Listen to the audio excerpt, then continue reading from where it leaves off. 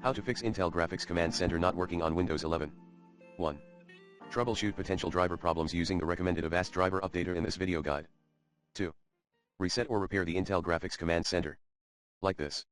3.